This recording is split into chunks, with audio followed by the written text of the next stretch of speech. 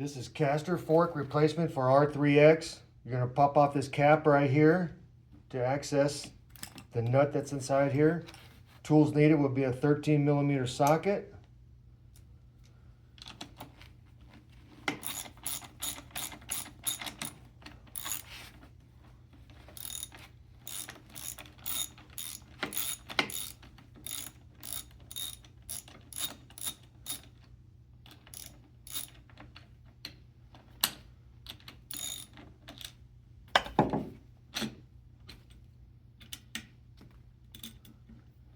To install it, you want to have that brass washer on the bottom. Slip it through. Use your lock washer on top.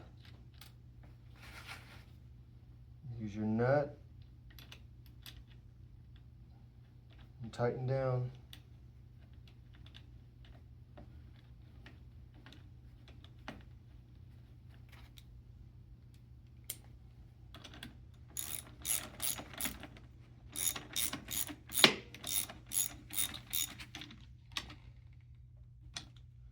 Spin it so you know it moves freely.